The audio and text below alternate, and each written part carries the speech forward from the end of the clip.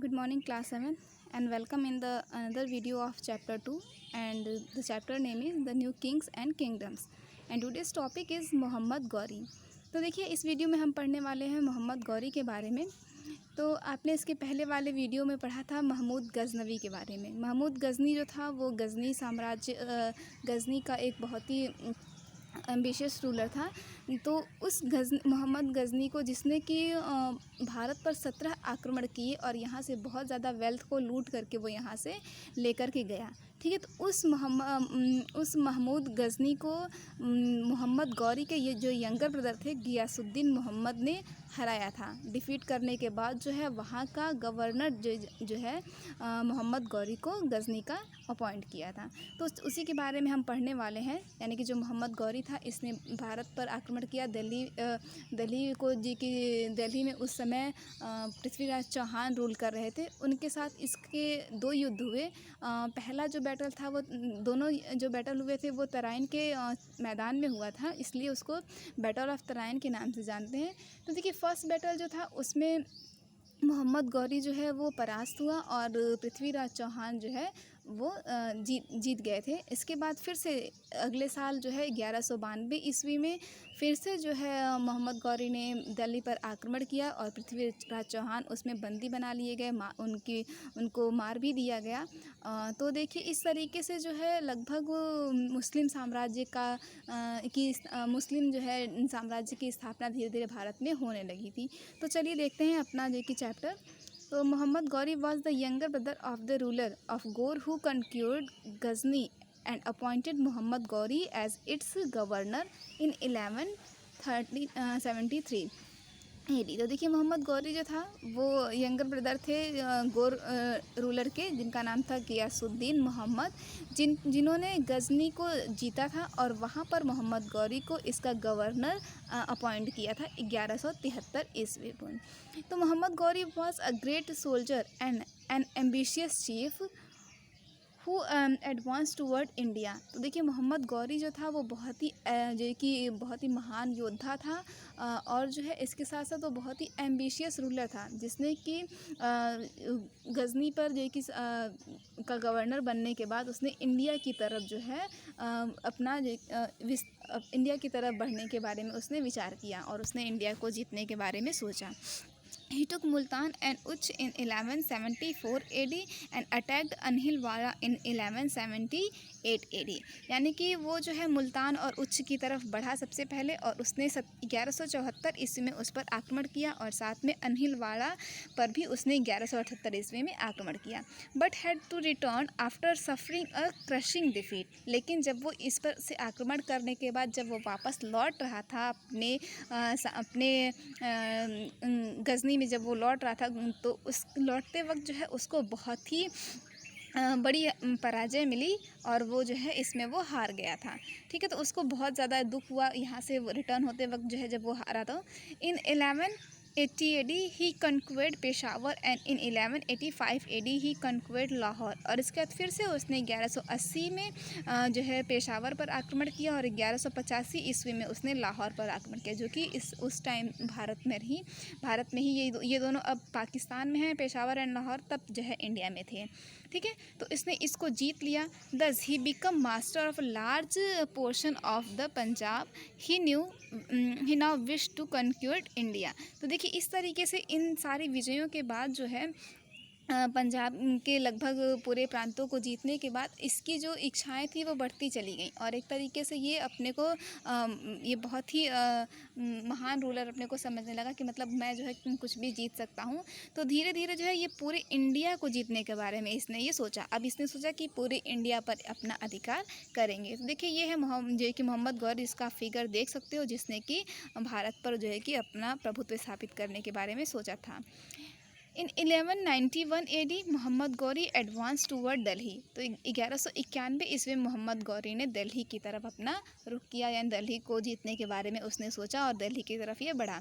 Eight that time Prithviraj Chauhan was the ruler of the kingdoms of Delhi and Ajmer. अब देखिए, उस समय में जबकि 1191 ईस्वी की बात हो रही है, उस समय में दिल्ली का शासक जो था वो पृथ्वीराज चौहान थे, जो कि दिल्ली किंगडम को संभाल रहे थे और अजमेर को भी. Hansi and Bathinda were also part of this kingdom. इसके और भी पार्ट थे, Hansi and Bathinda. Prithviraj Chauhan met Muhammad Ghori near Tarain. और इसके बाद जब वो मोहम्मद गौरी दिल्ली की तरफ बढ़ रहा था तो पृथ्वीराज चौहान को इस बारे में जब पता चला तो वो तराइन के मैदान में जो है मोहम्मद गौरी के साथ मिले। Gauri was defeated and taken into prison. Gauri जो था वो मोहम्मद गौरी वो परास्त हुआ और उसको बंदी बना लिया गया। But violent Chauhan let him off on the promise that he would not invade again. लेकिन जो चौहान डायनेस्टी के जो रूलर थे पृथ्वीराज चौहान, वो बहुत दयालु थे एक तरीके से कह सकती हो, तो उन्होंने जो है उसको बंदी बनाने के बाद उसको वापस छोड़ दिया इस प्रॉमिस के आधार पर कि वो कभी दोबारा भारत पर आक्रमण करने के बारे में नहीं सोचेगा। Bathinda was duly recovered but this battle is known as the first battle of Tarain. अब पूरी तरीके से भटिंडा को जीत लिया गया, बचा लिया गया, सुरक्षित कर लिया गया, लेकिन और इसी बैटल को हम फर्स्ट बैटल ऑफ तराइन यानी कि तराइन का प्रथम युद्ध के नाम से जानते हैं। ठीक है, जिसमें पृथ्वीराज चौहान की विजय हुई थी और मोहम्मद गौरी जो है परास्त हुआ था। Muhammad Ghori lost all peace of mind and always thought of defeating Chauhan. अब देखिए जो मोहम्मद गौरी था पूरी तरीके से वो परेशान हो गया था इस अपनी हार के बाद। तो वो बिल्कुल जो है कि हमेशा ये सोचता रहता था कि किस तरीके से वो फिर से भारत पर आक्रमण करे और पृथ्वीराज चौहान को परास्त करे। The very next year he again march toward India. Both the forces again met at the field of Tarain. और इसके बाद नेक्स्ट ईयर यानी कि 1192 ईस्वी में फिर से उसने भारत की तरफ अपना जो कि अभियान चलाया और जो है फिर से दोनों फोर्सेस मोहम्मद गौरी और पृथ्वीराज चौहान की तराइन के मैदान पर 1192 ईस्वी में मिली। This time Prithviraj Chauhan was defeated and killed. This battle is known as the second battle of Tarain. और इस युद्ध में सेकेंड बैटल ऑफ तराइन जिसको हम बोलते हैं, इस युद्ध में पृथ्वीराज चौहान की मृत्यु हुई, वो मारा गया था पृथ्वीराज चौहान। तो देखिए इस तरीके से जो है या फिगर में देख सकते हो पृथ्वीराज चौहान बने हुए हैं, ठीक है, जिन्होंने कि बहुत ही बहादुरी के साथ युद्ध लड़ा था। तो इस तरीके से मोहम्मद गौरी जो है उसकी महत्वाकांक्षाएँ और भी बढ़ती चली गईं।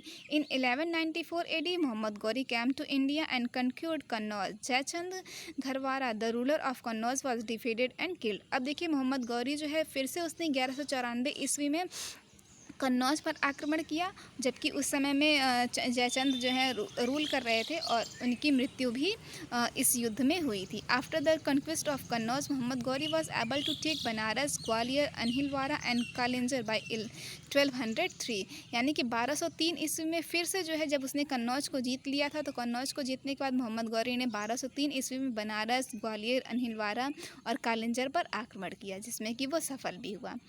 अब देखिए जब वो अपनी आर्मीज़ बनाया था तो उसमें उसने कई सारे जनरल बना रखे थे, वायसराय बना रखे थे, जैसे आर्मी को देखने के लिए बहुत सारे अध्यक्ष नियुक्त किए थे, जिसमें कि एक था कुतुबुद्दीन ऐबक। तो Qutbuddin Aibak was the favourite slave of Mohammad Gauri.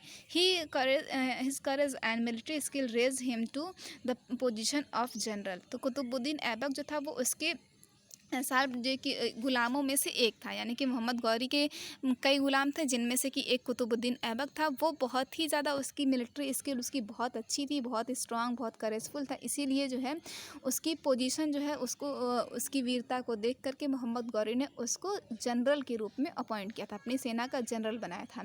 During Ghori's conquest in India Aibak served him faithfully, यानी कि जब वो मोहम्मद गौरी इंडिया को जीत रहा था तो उस समय ऐबक ने उसको बहुत ही ज़्यादा उसकी ईमानदारी के साथ पूरे निष्ठा के साथ उसकी सेना का नेतृत्व किया था। After the second battle of Tarain Ghori appointed him as the viceroy of Multan in India. तो मोहम्मद गौरी ने जब सेकेंड बैटल जो कि युद्ध जीता था तराइन का, तो उस युद्ध के बाद उसने मुल्तान का वायसराय के रूप में कुतुबुद्दीन ऐबक को अपॉइंट कर दिया था।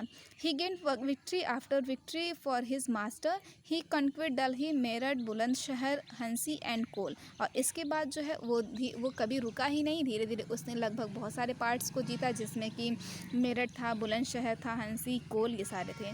Another general of Ghori was Mohammad Khilji.